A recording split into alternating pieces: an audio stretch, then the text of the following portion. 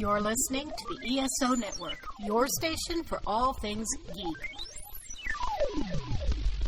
Ian, look at this. What, it's a police box? What on earth is he doing here? I mean, these things are usually on the street. I feel it. I feel it. You feel it? Faint vibration. It's alive. Earth Station Who, a fun mashup exploring over 60 years of the Doctor Who universe. Hold on tight. You never know where the crew of the TARDIS is going next. Hey there, Whovians, and welcome to another episode of Earth Station Who. That's right, folks. We're back, and we've got an interesting one. It's the return of River Song. That's right. Should I play the theme song in our background now? We'll have to kill blast you. Everyone's ears out. So, yes, folks, we're looking at Series 8 of the Diary of River Song, brought to you by the fine folks at Big Finish. And so we're going back to the year 2021. That's right. God, that actually feels like a long time ago. It really does. Another whole other so world. much has happened. Yep. Exactly. The world was so much innocenter. No. Lies. Yeah, exactly. No, they weren't. But it was real interesting to talk about, and we've got a great crew here to chat tonight. Let's welcome back to the show, Julie Filipek. Hi, everyone. Yeah, she is a professional podcaster now, so she doesn't have time for us as she used to. And she just was sitting around the house just like, you're calling us, thank you, I want to be on a show. Now she's a jaded podcaster just like us. It's perfect. I mean, I've been going since 2019, I think, so it's been a little while. Yeah, exactly. It's been a bit since you've graced us with your presence, as we like to say. And you want to tell everyone about your podcast that you're a part of? Yeah. Of course, I do a Doctor Who podcast. Surprise, surprise. It is called Watchers in the Fourth Dimension. And we cover Doctor Who from the very beginning all the way through, wherever we're at. So right now we have just wrapped up season 15. And just as a little sneak peek, it's our most controversial season because we go against a lot of fandom in our critique of the season. And it's really fun to do that. I'm not going to lie. That's awesome. That's the best way to be, is you're talking about stuff that you believe in, not what fandom believes in and anything. And, sometimes it's good to go against the grain. Which doctor is that? Underworld is the best episode of that season. I'm sorry, it's not in the bottom 5 of all time. Dr. 4. Yep, 4th Doctor. And it's with Leela. Mm-hmm. So, Leela's awesome. Love Leela. She is awesome. I love her. And K9. Yeah, of course. And it's pretty cool because you went from a very strong companion with Sarah Jane to another strong companion with Leela. So, absolutely. But then you had K9 in there too. So, everything's not perfect there. So it's okay. Well, also the Doctor tended to be a dick. So, sorry. That's okay. You're allowed to on the show. Speak truth to power. We're PG-13 on the show. It's okay. Okay. Good to know. We're not G-rated. I don't think we've ever been G-rated on anything we've ever done. Haven't. I don't think I was even G-rated back when I was G. Yeah, exactly. Okay. And of course, as you heard, we have our regulars with us. Let's say howdy to Mr. Mike Gordon. Howdy. And Ms. Mary Ogle. Hi, everybody. Fantastic to be here. We've got to come up with a catchphrase for Mary, because Mike has this howdy. That's her Mary catchphrase. It's so She just wonderful. said her It's not much of one. But I mean, that's what every time it's a comforting phrase. No, but, like with you, howdy has followed us everywhere, ever since, we started the other podcast. Every time we go to cons, we have people come up to us who listen to us, howdy, and everything, because of you, not because of Minnie Pearl or anything. And I've been using howdy longer than I've been podcasting, so it's something that's part of followed you. me. Yeah, it is part of me. It's an inner part of you. Got it. Which is very strange. So that's awesome. Because I do not come from howdy country. No, you don't. How many people say howdy up in Massachusetts, There was one. That was me. Somebody had to. That explains now why he got shipped south. Actually, There a friend you of go. mine in high school did too as well. So I think that's where we had sort of came across it together, and that was our thing. I could say you guys were doing a howdy off, but that would just be too weird. I definitely. And yes, What are probably not you- the weirdest thing we probably did. Oh God! Especially high school. Really, Mr. Gordon? Oh, okay, that's for Earth Station Who After Dark. Okay, there we go. But that's another episode. Maybe for Patreon, we'll do something like that. The howdy years. The howdy years. Oh no. Oh, wow. Join Patreon. Of course, if you guys are interested, please send us feedback at Earth Station Who. We definitely would love to hear from you. Feedback at earthstationwho.com is the best way for you to get in touch with us. So, a lot of Doctor Who news. We're literally weeks now away from the new season. I am so excited. Yeah. It's, less than a month, folks. They're actually promoting it. Yes, they are. And everything. It's like And there totally is a new little bit of, experience. there's a little bit of Doctor Who news. And It's a couple weeks talking out. about- We actually know what date it's going to premiere. I That's something. know. I know. Surprise. Not like the good old days. Doctor Who's starting next week. Oh crap! There goes our schedule. Yeah, Disney Plus probably has something to say about that. I'm sure. Oh, you think it's pretty interesting. But yeah, it's going to be fantastic to have new Doctor Who. And once Doctor Who is on the new series, we will be coming to you guys weekly. So instead of the every other week. So definitely, please tune in, and we'll be having our reviews up and our episodes. And if anyone wants to join us for any of those reviews, please, send me a note. We would love to get some fresh voices on the show talking about new Doctor Who. I think it'd be a blast. And we're going to be doing a double episode for the first, because Disney and BBC is doing the first 2 episodes together. So we'll be reviewing those both together. So definitely, if you feel game, we definitely would love to have you guys on the show. Please, feedback at earthstationwho.com, which we just mentioned before. So definitely get in touch with us. Or you can write us on Facebook or wherever, you guys listen to or participate. Always great to do. Some season 2 news actually came out. We had been saying, and the reports had also been saying, is that Ruby Sunday was going to be leaving after the first season. And they've actually announced that Virata Sethu is going to be joining the TARDIS as a second companion.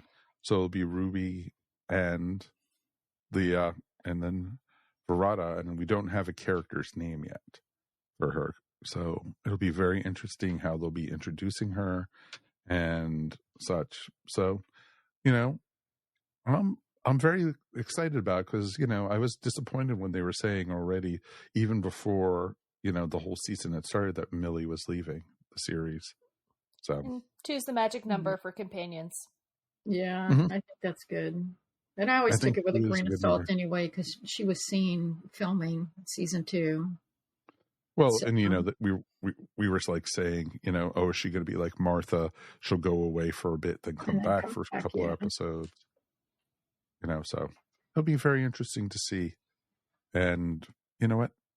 I think it'd be awesome to have 2 companions. It's good having a doctor, because I don't want a repeat of Rose. God, I don't want a repeat of Rose. Your favorite.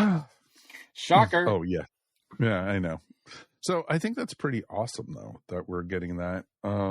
It's sort of and, strange, though, that you say that, like, you don't want to repeat a Rose, because you're thinking that's not the last time we had like a one companion, one doctor kind of scenario. I mean, it's been done successfully. I mean, of course. Catherine Tate is probably one of the best loved companions, and it was just her and David. And so I think look, I don't know if there's a magic number, but I do know that certain showrunners just don't know how to handle certain numbers of them.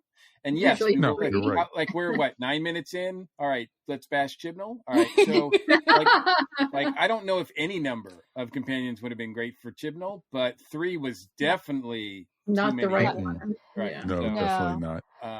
and yeah, so and even when he dialed it down to 2, it still was kind of tough. So I think that as long as the companions are interesting and they have an interesting dynamic, and it's fine.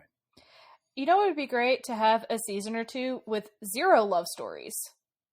0. Oh God, yes. I would love that. Yes. Yes. But for some reason in newer times, like in Classic Who, there was never these love stories, except, if they needed to get rid of a companion, maybe we'll just throw them in love with someone, random character, because it makes sense. Sorry, I was a little mad how Leela left. But yeah, I would love to go a couple seasons without that. Of course. No, I don't blame you on that. Nice. Well, it was interesting too, because I know we're not going to talk about the story that we're talking about later, but in that story, Riversong announced that, I'm the doctor's wife. And then K9 was like, negative, the doctor doesn't, partake. And it was just like, I found that funny as hell. So good. And everything. Not in his doctor. Oh gosh, no. At least not on screen. No, exactly. So it was just interesting to see. And so I'm going to be very curious to see where we go with it. And I hope we have a ton of fun, because that's what I want with Doctor Who. I want a fun season. And you're always going to have the haters out there. You always are. But it's also going to be great to have stories that, that are exciting, that they're fun, and, don't want to make me throw things at my TV. So that's, it's a big thing. So good. Here's hoping.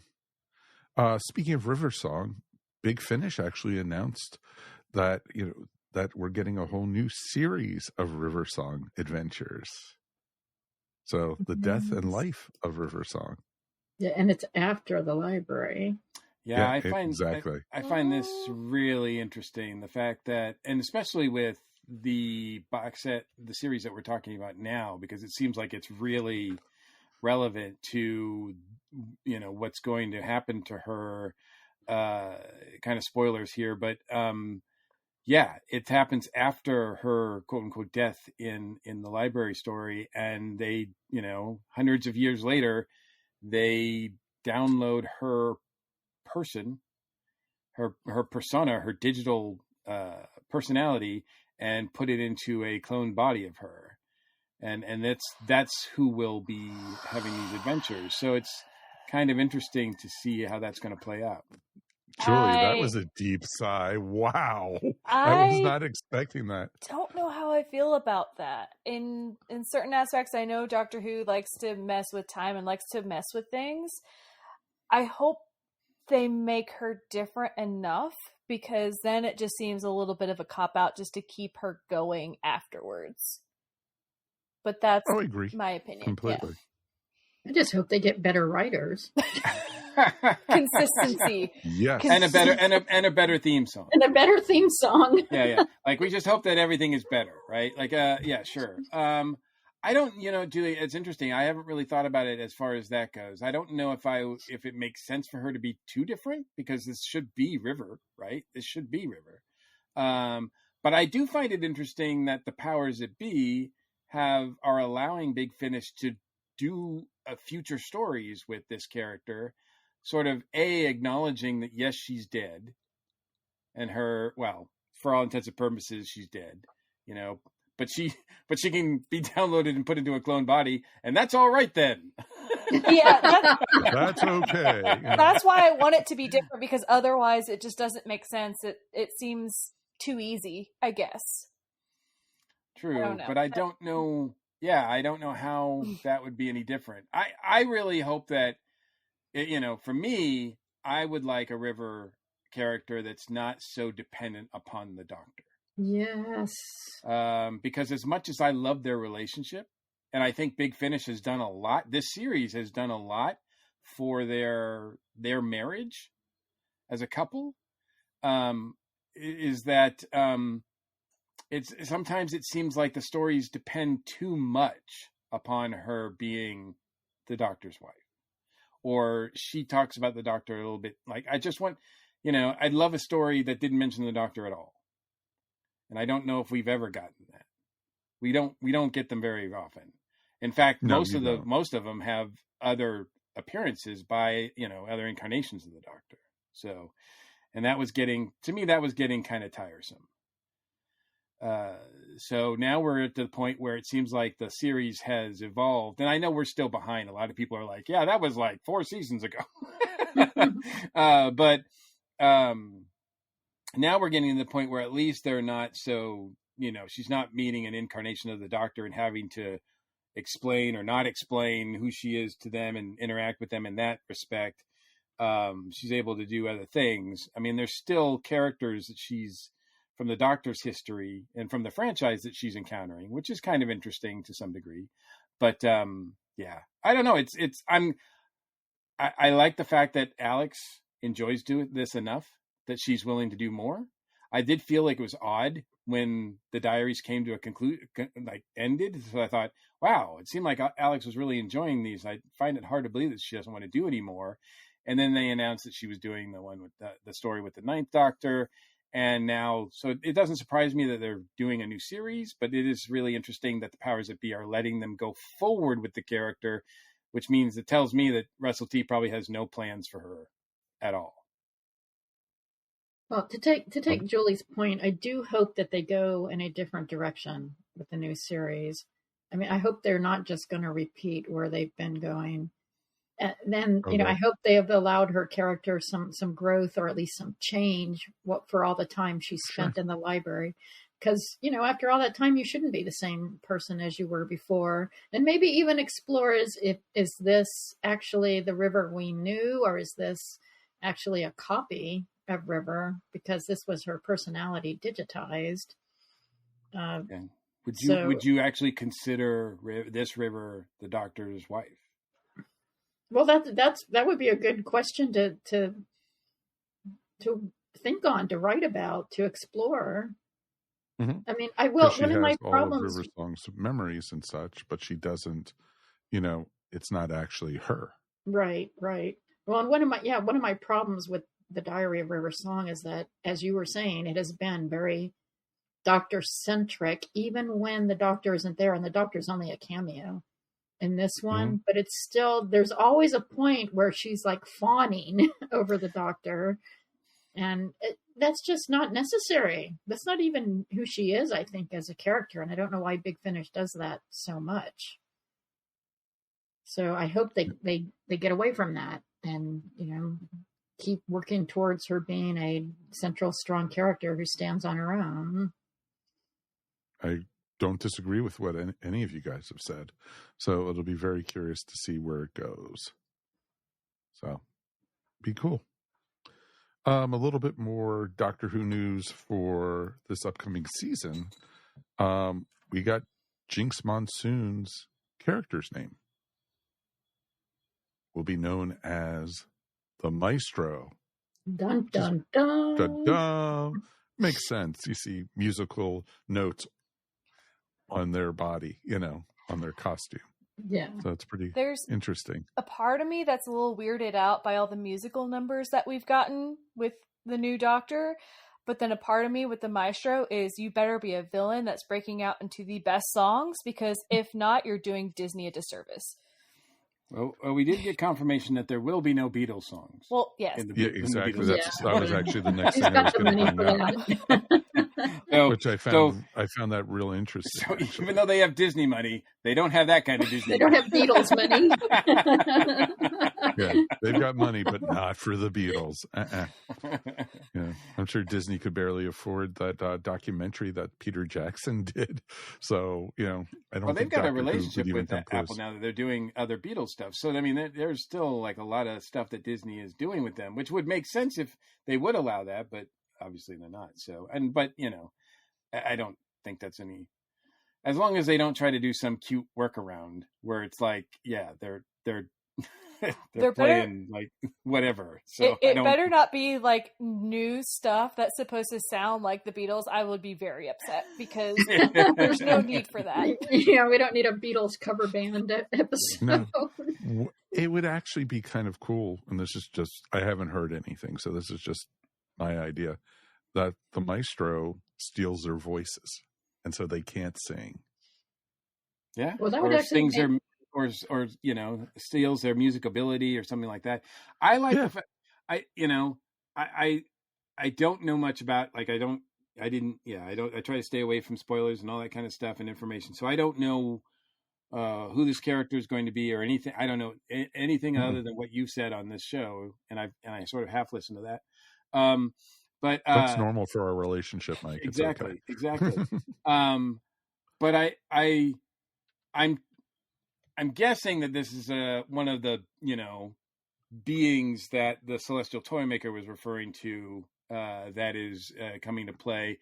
Although his army. I would love the idea, because it's been a long time. I don't think, has New Who done this? Have we gotten a new Time Lord designation? Because Classic Who is full of them, like the Valyard, the Ronnie, the monk, like there's the Master, like there's full of them. But I don't know if New has introduced anybody in that sort of Time Lord with a specific title.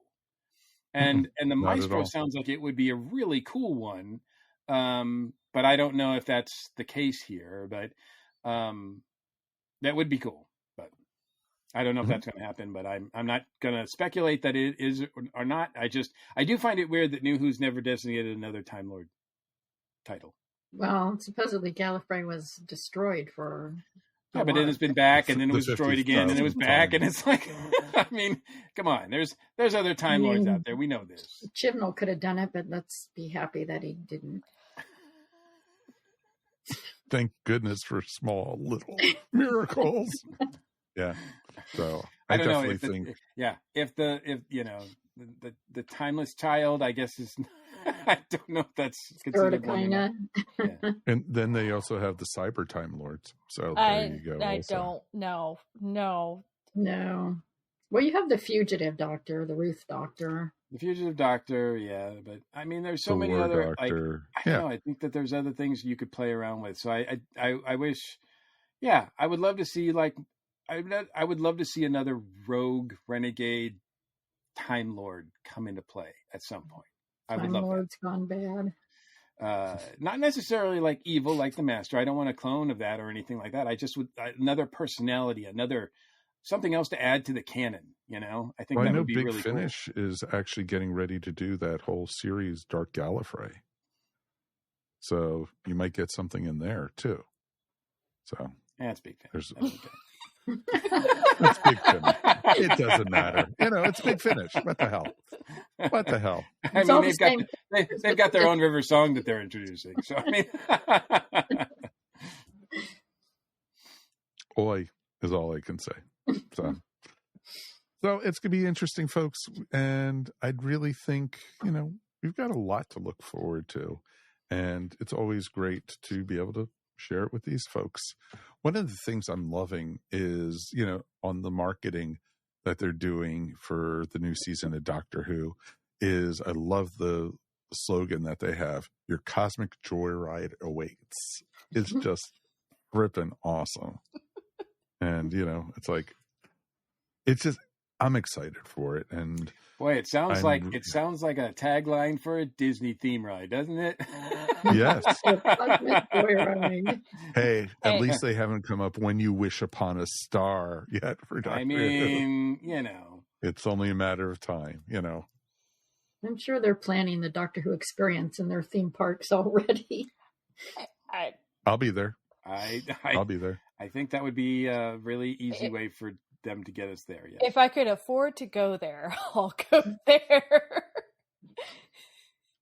Well, you know, more patron money. Come on. We need to take us all to the park. Come on, folks. If we start now, maybe we'll save enough. Yeah, exactly. We'll save enough to be able to afford one of us to go in the park. Yeah. Thank you. Can I get some more? More? Yeah. Exactly. You want all of you to go into the park? That's just enough for one of you.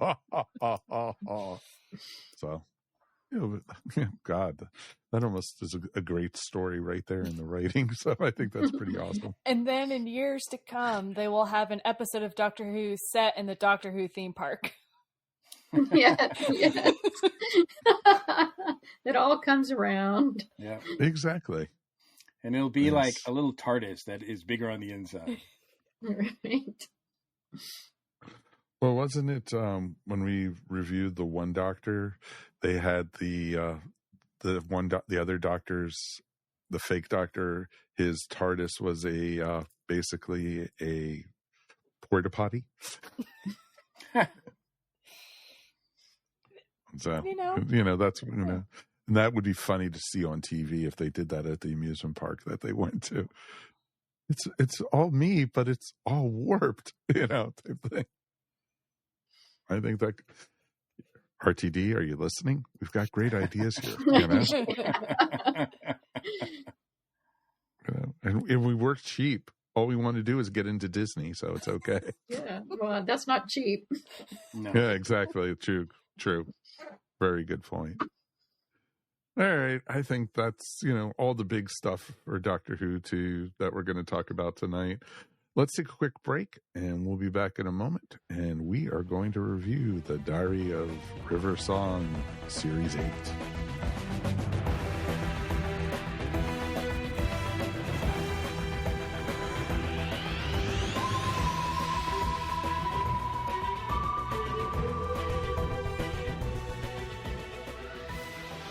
What if you could bring 3 experienced producers into your home each week to discuss your favorite movies and the people that made them? That's Tales from Hollywoodland. Your hosts, Arthur, Julian, and Steve, collectively have years of showbiz producing experience. Their weekly show is a fast-paced, fun, and very conversational experience, like spending a good time with your best movie-loving friends and family. Tales from Hollywoodland is available wherever fine podcasts are found. See you at the movies.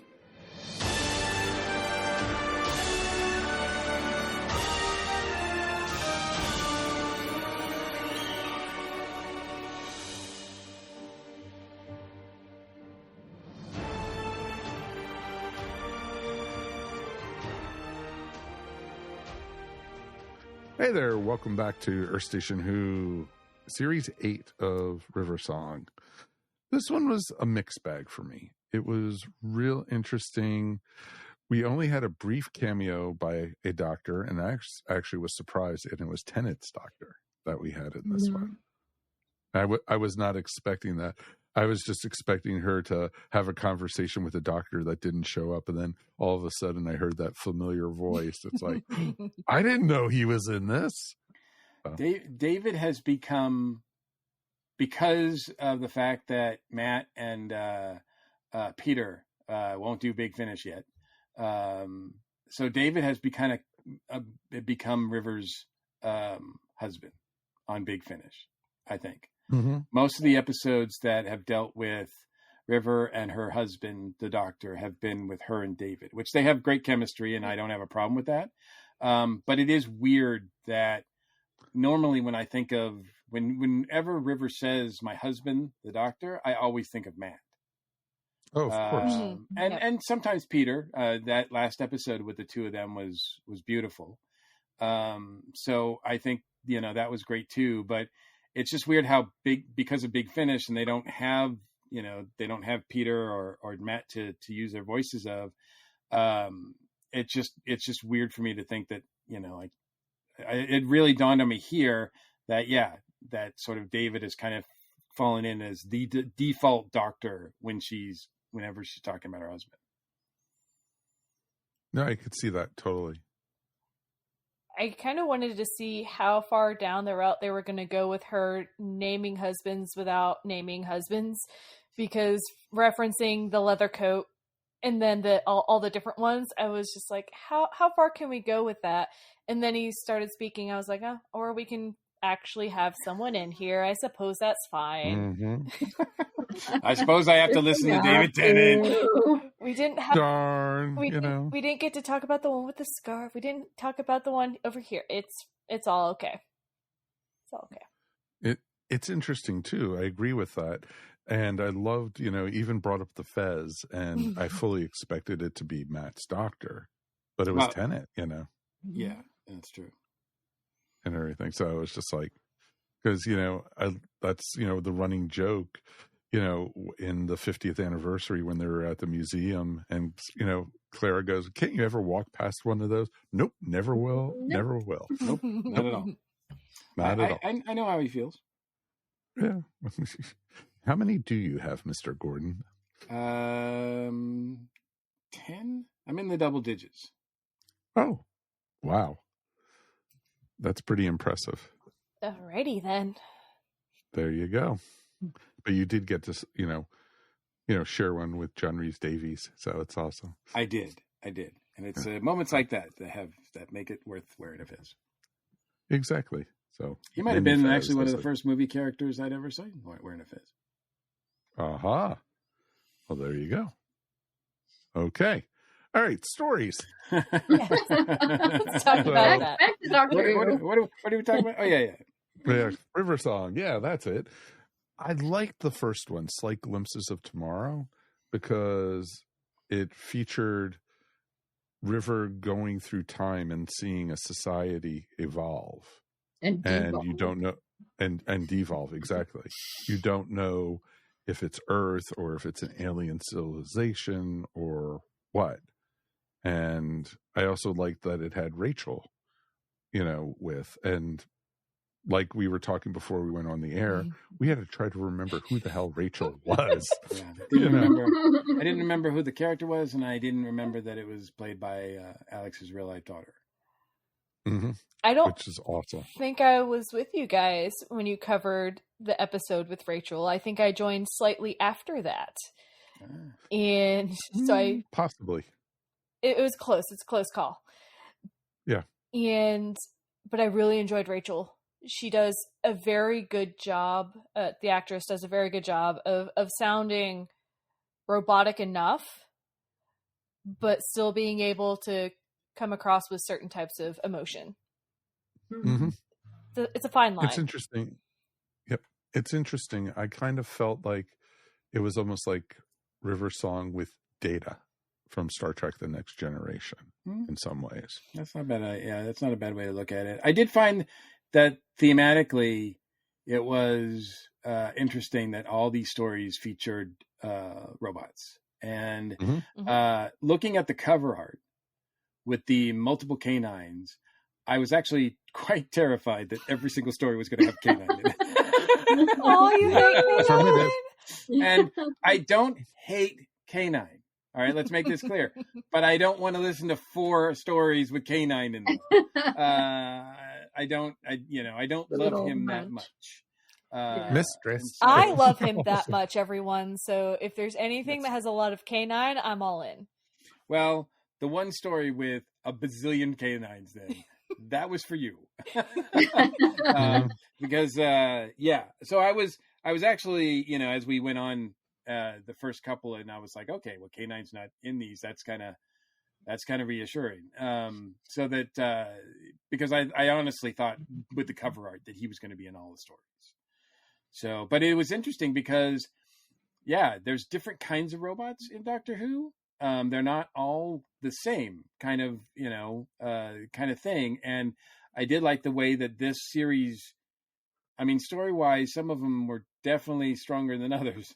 But I did like the idea that the exploration of the different kinds of cybernetic people that inhabit this franchise is pretty vast. And I did appreciate that each story we got different versions. Well, for the most part, the first 2 are kind of both with Rachel, But it was interesting. I'm glad it showed that because it's just not all Cybermen or Daleks. Right. Mm-hmm. And they don't all sound like K9 or they don't all sound like Rachel or they don't all, and sometimes I get kind of annoyed because Big Finish likes to use audio effects sometimes a little too much, I think. And sometimes I can't understand some of the voices.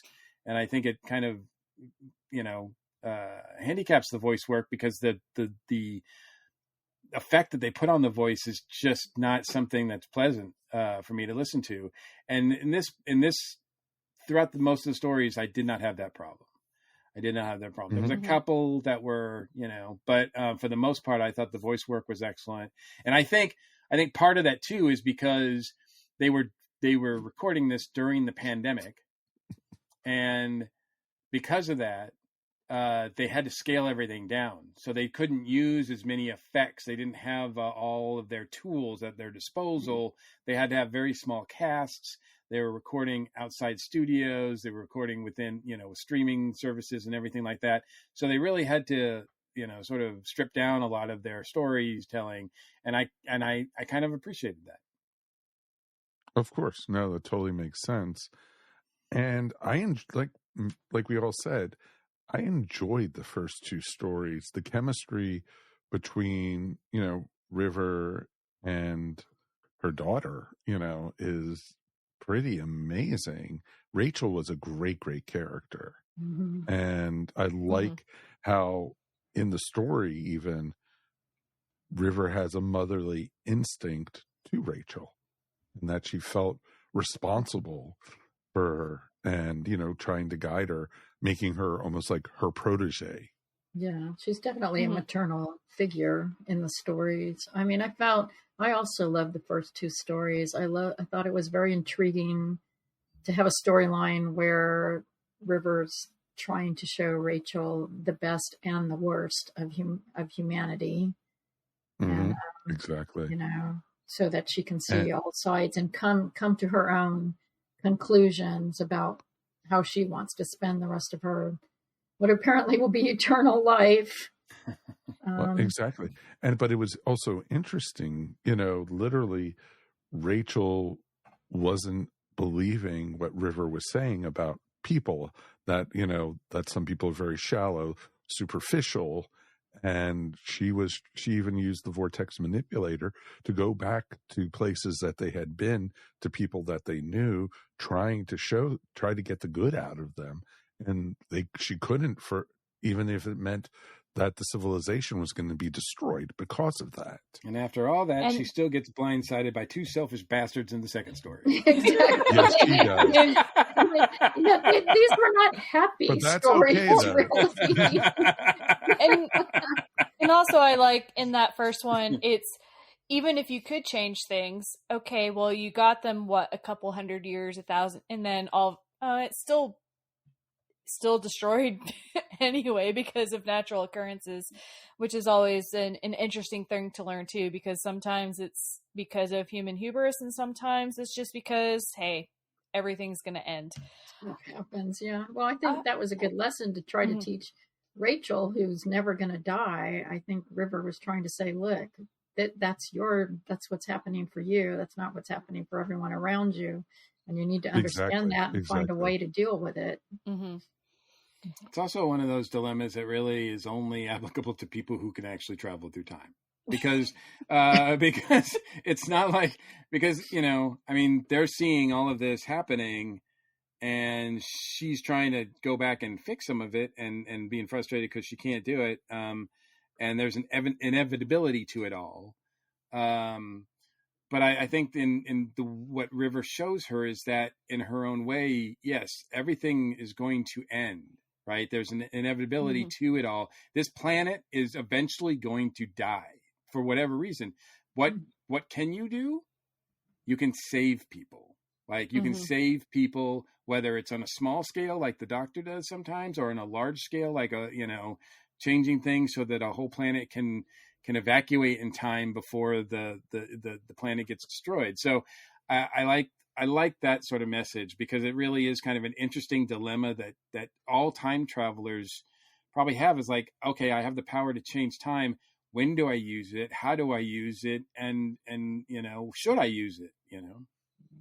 No, that's a great way to put it, because she had to, that there's consequences, that some things just cannot be changed no matter what you do.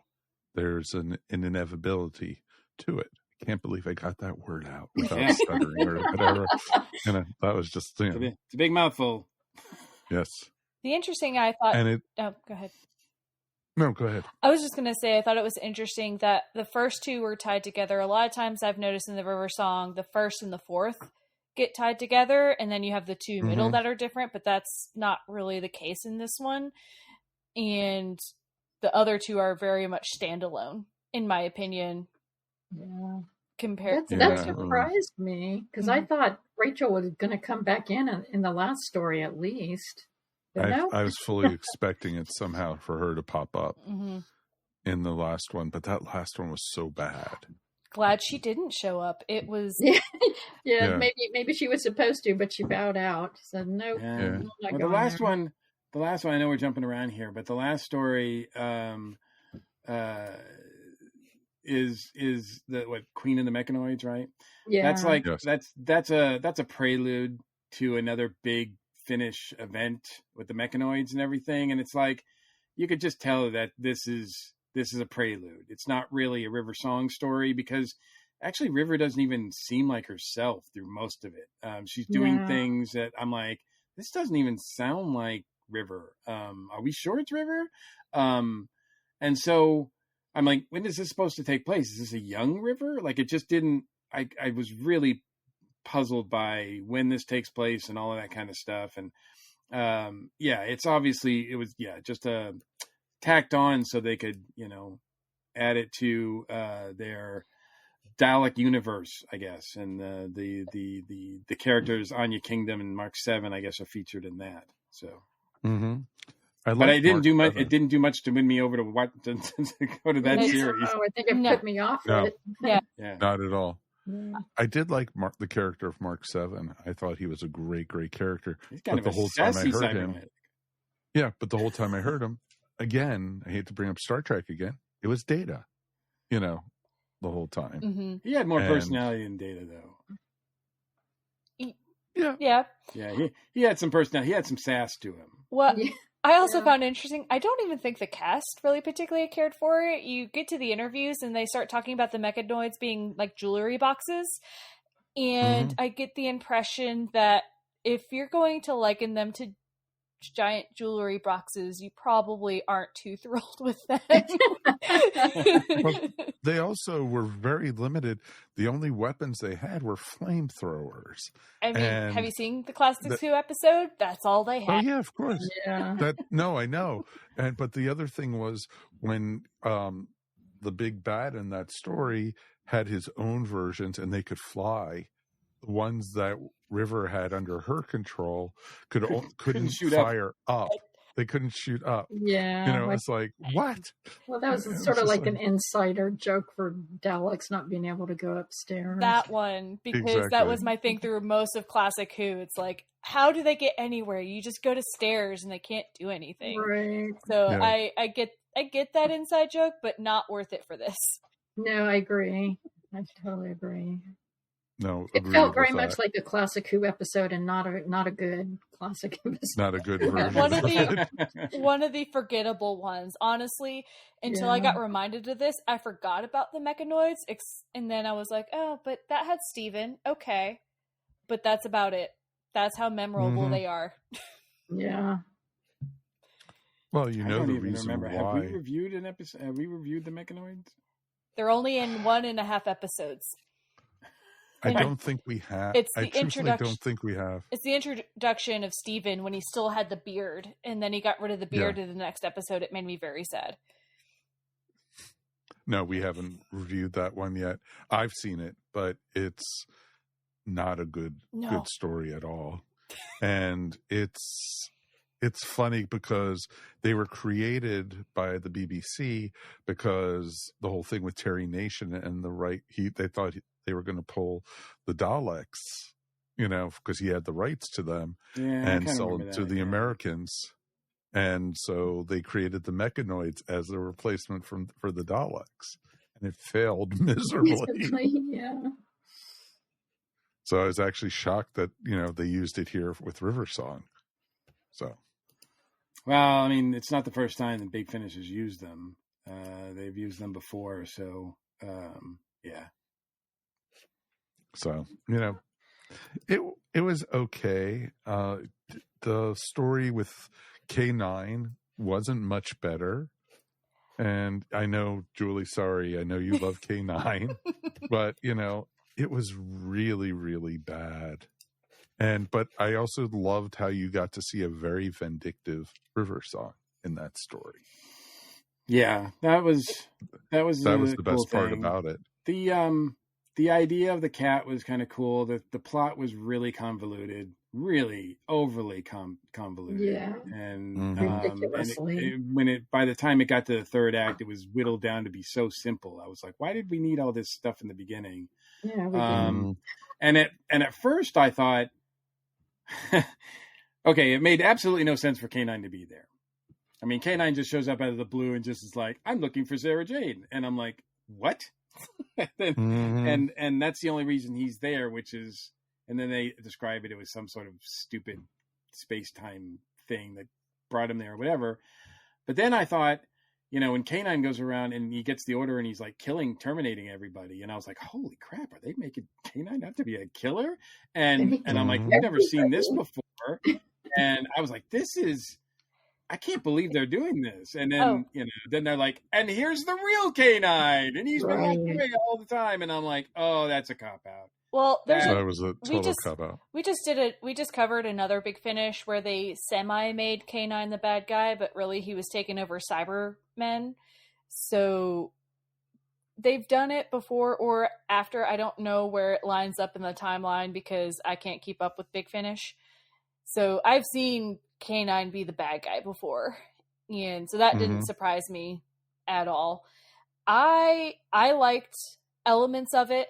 The thing that I found the most frustrating was the guy was trying to come across as the master, and I'm like, sir, you are not the master. You are not a What master. was even the point of that? I have no idea. Yeah, it was. Exactly. It was a stupid idea. It just didn't work at all. I think that when you listen to the, and I think I might have talked about this before, but when I listen to the behind the scenes of these and they talk to the writers are usually given a brief, right? They usually say, like the producer says, I need a story with K9, and sometimes they're given a little bit more, sometimes they're given a little bit less, but then. So they always start with something. And this particular writer, I think, started with a world with canines with the idea that K9 was walking River on a leash, like a reversal of, and so that was his starting point for the episode. And I'm like, this is the problem with, I think, a lot of the way that Big Finish is writing these and producing these things is that they're starting with these scenes and not with stories. They're just trying to wrap stories around scenes that they think would be cool rather than letting scenes develop while they're writing stories with great characters in them. Well, and I really feel like in this particular set, because I didn't love the first two stories like you two did. And I really think that they had some good ideas, but I think I could tell that the ideas that they had they tried to wrap stories around particular scenes and particular images, and it just didn't work because it just seemed like it was forced. Well, and in this one, if the thing we're going to step off on is K9 leading her around on a leash, let that be the entire story. Why we introduced this illness and all this other stuff was very dumb. I would have rather had this weird society that does legitimately have robot dogs walking people, because that would just be so bizarre. And you could probably play with that quite a bit more than you can with, oh, hey, but we have this illness that we need to take care of, and it only affects a certain number of people, and we just happen to be two that no. Dumb. It was just it's interesting, the whole thing with the robots walking the humans and the humans living in the cages. I did get a little bit of a Planet of the Apes type feel. Yeah. And from it, but it didn't go that far or that deep. So, no. But the thing is, you could have explored the ethics of that and the whole, is this slavery? What is, the differences between humans as pets and humans as owners? And I mean, you could have explored that in a kind of fascinating way. And, maybe River's there to liberate people or whatever. I don't know. But anything would have been better than the 5 million ideas they tried to cram in to it. Yeah, it was just too much. I mean, there was no, because ultimately it didn't mean anything. The whole planet full of canines and felines, it just makes no difference for anything. And everybody gets killed. Yeah. Except for River and K9. Except for River and K9. Yeah, pretty much. Well, we get feline at the end. Yeah. Well, yeah, sort of. Yeah, sort of. Her essence is downloaded into a cloned robotic body. Yeah, I thought that was wow. funny, Sounds actually, familiar, doesn't it? That's some foreshadowing. That's some foreshadowing Yeah. for River, right? I don't know if they intended it at the time, but I certainly thought I thought that was kind of, with the news that we just got, I thought that was kind of interesting. Yeah. I will say regarding that though, John Leeson does amazing work as K9. Oh, yeah. I mean, to listen to other actors, they mentioned this on some of the behind the scenes stuff, how difficult it is to voice and portray robotic characters. And, I mean, John Leeson is one of the best. I mean, he's been doing it for decades, and he's got K9 down, and he makes it seem so easy that I could definitely tell that some of the other actors were struggling at times with that it didn't quite mesh with me. Particularly the first 2 episodes with Rachel. I wasn't as connected with her character. And then I found the character in the last one. What is it? Is this guy's name Jason 7 or something? Right. Yes. I found him a little too human, that it just didn't really strike me as, so there's that balance. But I think John Leeson, but at the very end of the episode, John Leeson does something that I rarely hear. He broke. And I think they left it in just because it was just kind of funny, because when he says something, he says something about the doctor, and River says, yeah, but you never know what he's going to do, or something to that effect. K9 says that's true, or affirmative, or something. And you could hear a little laughter in his voice. And I was like, you never hear that from John Leeson. And I thought that was adorable and really kind of fun, actually. For that one time for him to break, it just seemed that if anybody could make K9 break, it would be River Song. Of course. And that was pretty cool.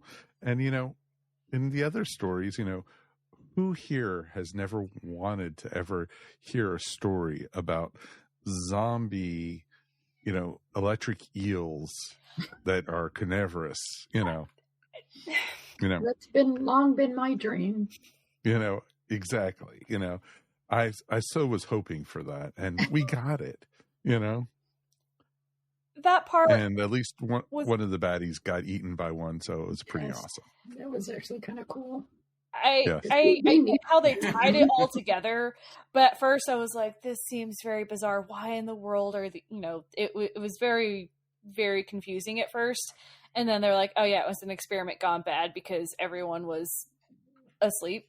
500 years. I really enjoyed that one because while Rachel is robotic, to take away the agency that she had for such a long period of time, and how long she was in that, I'll call it a trance for lack of anything else.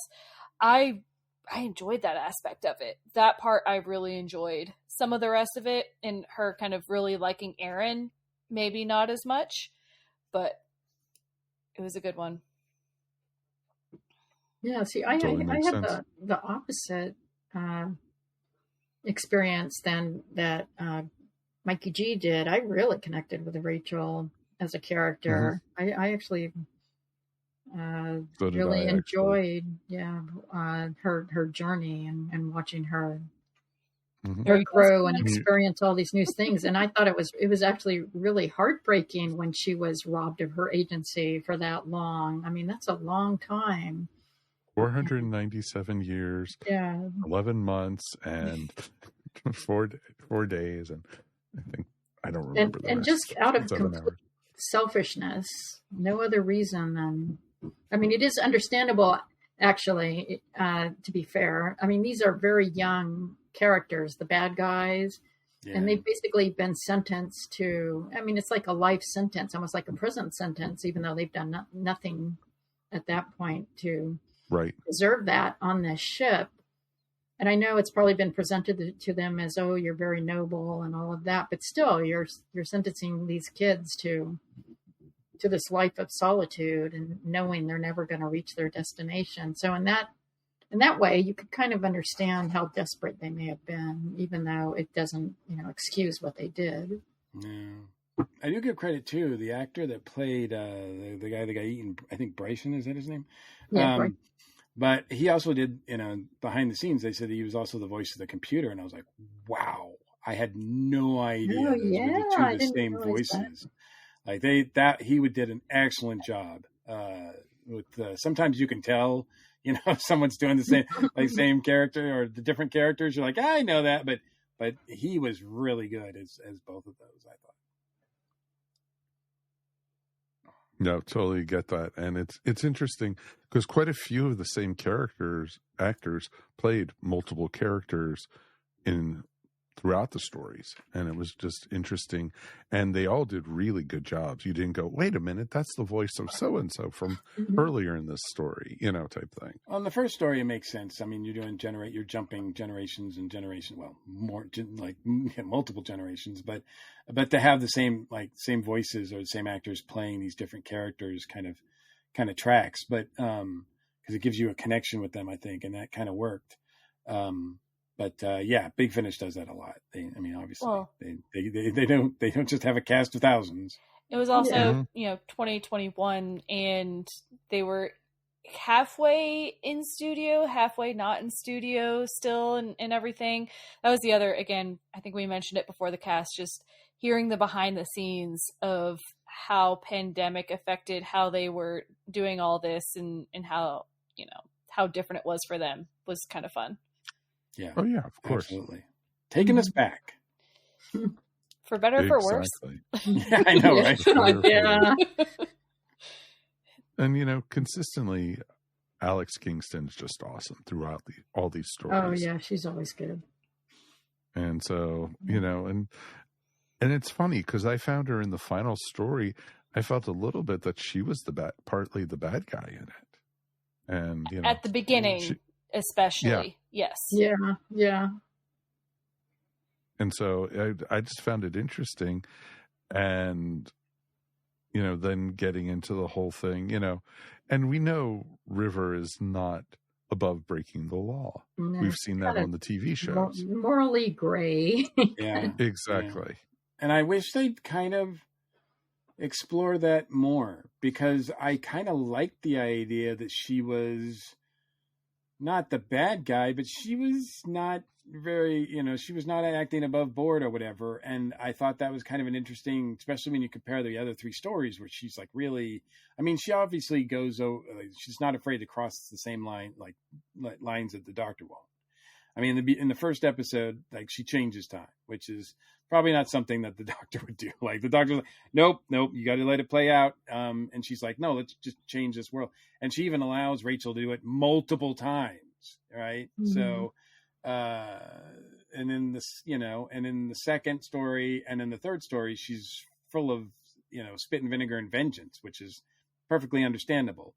But and then the fourth story, we get this sort of rogue River that I miss her, because she was like, this is the one that we saw kind of with the sonic lipstick and breaking out of prison and when the 11th Doctor first met her with the Weeping Angels and everything. That was a River that we didn't know if we could trust or anything.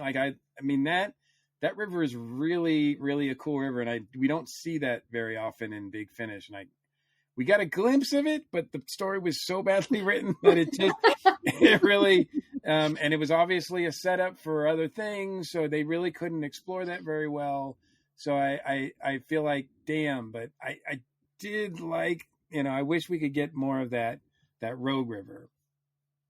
Mm-hmm. No, I agree. Mm-hmm. And it's a lot of times River's on her side. She's not on anybody else's. Yeah. She doesn't. So she doesn't care. I mean, she's an archaeologist, but she's in it for the money. mm-hmm. She's into, she doesn't care if somebody dies, if she can get unless it's Rachel, or the doctor. If she slaughtering innocents. Yeah, if she has a connection with someone, or she truly believes that they shouldn't be killed, then she's not going to be okay that they're being killed. Yeah, I mean, she's not going to lure the space cops there to die. She doesn't. I mean, she's not that cold. Like, she's not going to do that. Is she? I don't think so. I mean, not the river I've seen. Okay. But if someone wrongs her, she has no sympathy. no qualms at all. Yeah, like No. if you cut her off in traffic, Your ass is gone. God help you. God help you. That's what blasters are for. That river will run through you. Exactly. That is awesome. That is awesome. Any final thoughts before we go ahead and rate this one?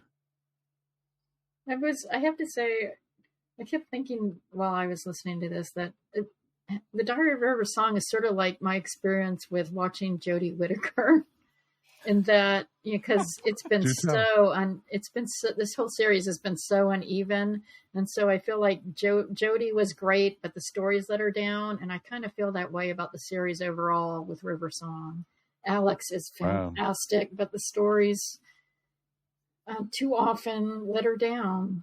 Chibnall's been behind it. I would not go as far as to compare the producer of the Diaries of River Song to Chris Chibnall. Well, I wouldn't go that far either, but I will say that the stories have not been great. However, I do concur, because,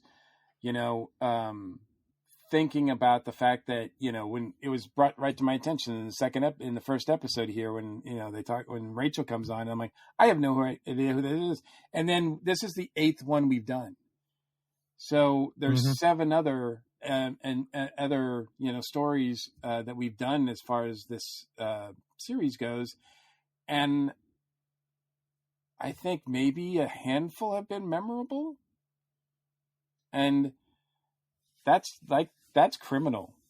Yeah. For a character like River, that's criminal. That's a shame.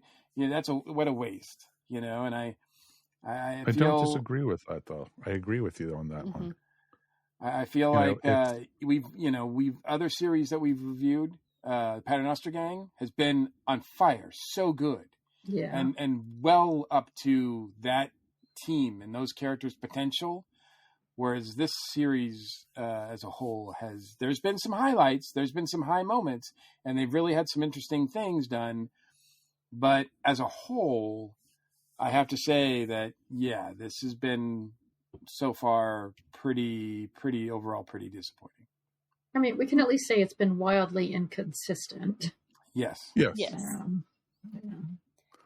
That's a good way to put it. And, and I don't blame Alex on it at all. No.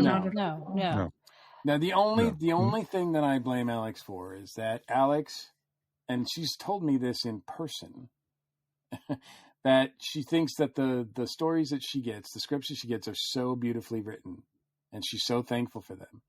And I just want to say, sweetie. Well, she wants to keep getting jobs with them.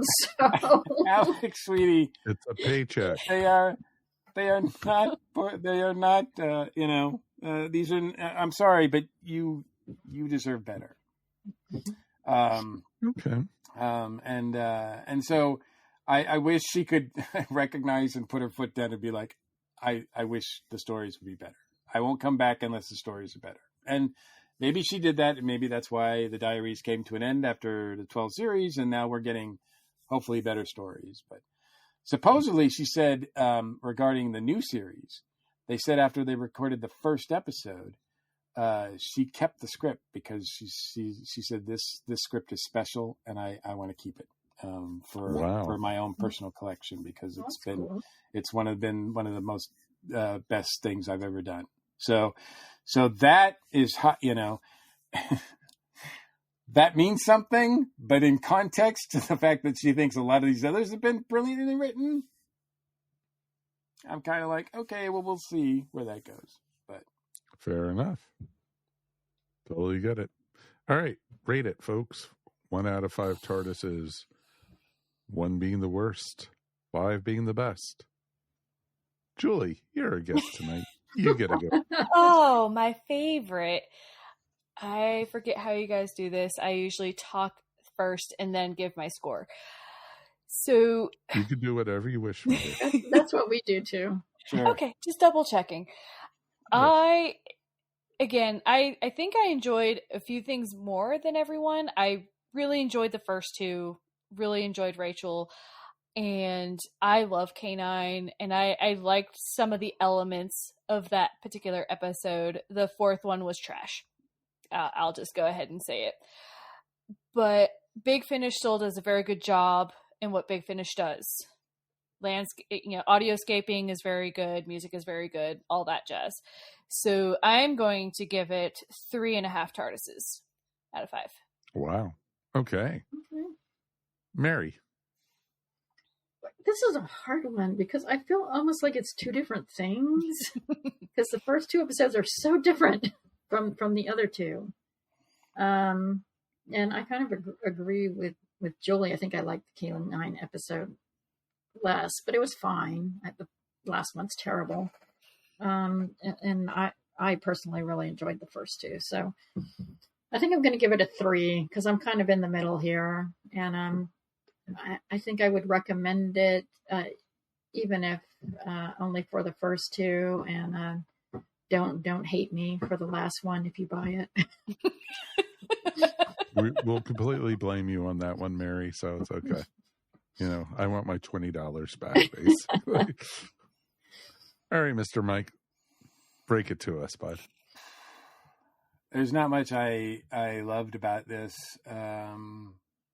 And so, but I have to, agree with Julie that the production is done well. And I don't think any of them were, my God, terrible. But none of them really thrilled me. And I can't imagine myself just listening to any of these ever again. So, I'll give them 2, a 2 out of 5. Wow. Okay. I'm torn because like both Julie and Mary, I loved the first 2. I thought those were great. If it was only those 2 together, it would be a 5 for me. Very easy. But we didn't have those as the full story. We had we'd had to slog through the last 2 also. Negative. The K9 one was just like, what? Through most of it, and trying to decide if we, where it was going and everything. So I'm going to give it a solid 3 because if I had to do the last 2, I'd give it a 1, type thing, because it was really bad. Especially that last one it just didn't do anything for me. So I wanted to like it, and I was, I listened to that one today, and it was just like, oh, cool, one more story to go. Oh well, So I'll give it a solid 3. It's, it's a fun listen for one time, but like Mike said, I'm not going to go back to this one. I might go back to some of the older ones because I love hearing her with some of the older doctors.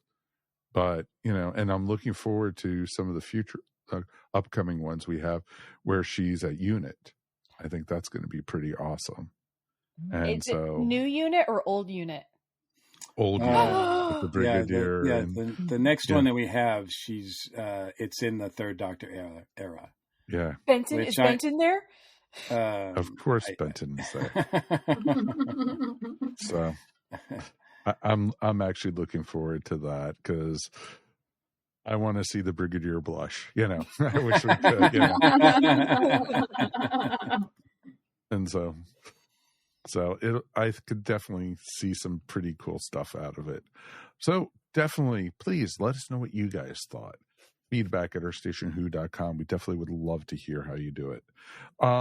Please, if you enjoyed the show, if you like what we do, please subscribe, please wherever you're listening to us or viewing us, if you're watching us up on YouTube, or if you're listening to us on Apple or Amazon or Spotify, anywhere fine podcasts are found, we're up there. So definitely like and subscribe, as we like to say, and give us that wonderful thumbs up, or give us a star, at least 5 stars, would be great. If that's available. And if you didn't like it, 5 sarcastic stars, as our friend Gary Mitchell likes to say. So definitely check us out, and, we have got a great archive of all our old shows. And it was interesting. One of our listeners wrote us recently saying, hey, I'm loving when you do your River Song reviews, but I couldn't find where, the first 2 that you guys did, because there's only a certain amount that we went back to on the ESW website. So I pointed them to the ESO Network website, because we have a full archive of all of it. And I think one of the projects I'm going to be working on over the next 6 months or so is putting all our old episodes up on archive.com. So cool. You guys can actually listen to all the episodes for free, and you don't have to subscribe to that or anything. It'll just be every time we put up a new episode, that'll go up there.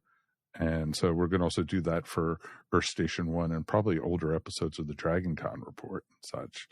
We'll probably end up doing that too. So people have a good, archive. And if you haven't checked out archive.com, folks, it's pretty awesome. I listen to old concerts from all these artists that, that they put up there, and it's like concerts going back over 50 to 60 years. It's pretty cool stuff. So, it's definitely stuff you could definitely check out, and podcasts are starting to put their archives up there. And like Earth Station 1 did over 700 episodes. So, that's a lot of episodes to put up there.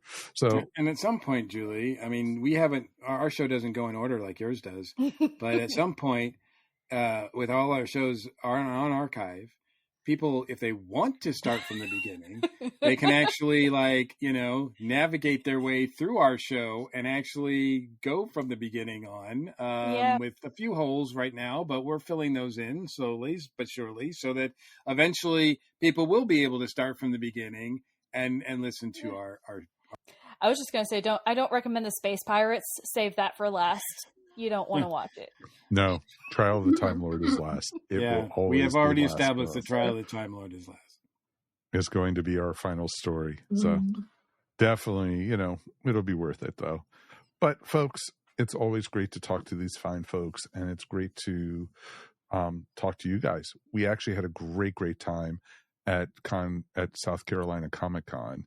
And we met some amazing folks, and we saw some great Doctor Who cosplayers.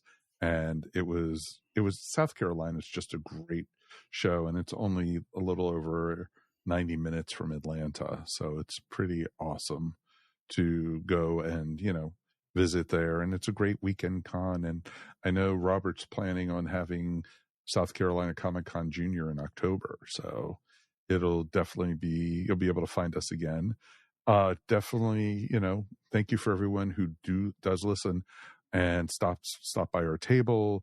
I know they stopped by to see Mike and Peter, but they also stopped by the ESO table, and it was just a great time. And we met a lot of new folks. And if this is your first time listening to us, there's better stories coming, folks. I promise. I really promise that. So, but thank you everybody who, picked up postcards and picked up swag and, cool stuff we had at our table.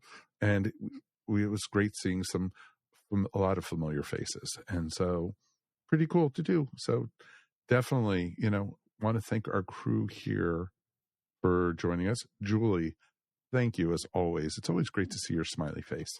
It was a lot of fun. Thanks for inviting me. It's just been a little while. Just a little while and everything. Just a little bit. So anything you want to promote or, about your podcast and stuff? Obviously, I mentioned it a little bit before, but yes, I have a Doctor Who podcast, Watchers in the Fourth Dimension. Most of our handles are Watchers 4D. So if you're trying to find us, that's what our shortened ones are. Facebook, all the other places that you can find podcasts. I won't name them all. But right now, I thought we were going to take the next 2 hours to do that. It's myself and two of my friends, Anthony and Riley. And if you go further back, you'll hear some other voices.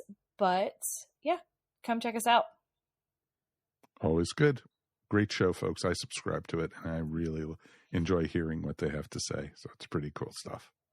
Let's thank our regulars for being here. Of course, Mr. Mike Gordon, who we survived South Carolina, my friend. Well, yeah, it was a rough one, but I survived. My back went out during that weekend, and it's still, I'm still on the road to recovery for that. But you're right, Mike. Everything you said about it is true. It's one of my favorite shows of the year to do.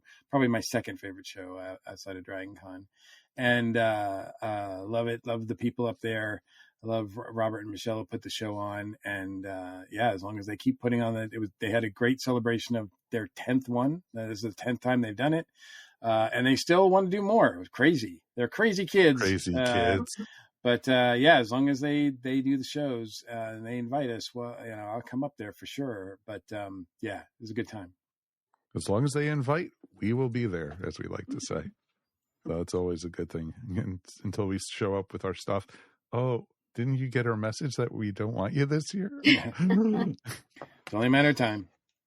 Well, no, they love us. It's a good thing. It's a great, great thing. And Ms. Mary Ogle, you were missed at the con this year. So definitely, thank you for being here at least tonight. Yes. It's a compliment. I'll take it that way. Okay. Yes. Anything you want to promote? Yes. You can find my artwork at maryogle.com or on Etsy at eVision Arts. Yay. Yay. And I could actually probably tell you guys this already.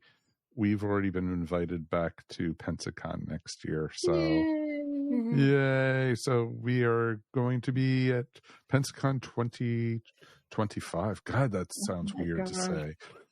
God, that's weird. And it's Valentine's weekend this year or next year. Just so everybody wants to go. Exactly. Just what I told Judy, we're going to be doing something romantic. Exactly. We're going to be doing a Doctor Who panel for Valentine's. Actually, that could be the topic for the panel. Romance and Doctor Who. There we go. Everybody loves talking about that. Well, I think watchers, we're going to take a trip out to Gallifrey 1. Just as guests, I think, this time, just to go check it out. But the whole crew is going. That's where Mary and I met in person for the first time at Gallifrey 1. Oh, yay. Yeah, it was really good. It's a great, great con.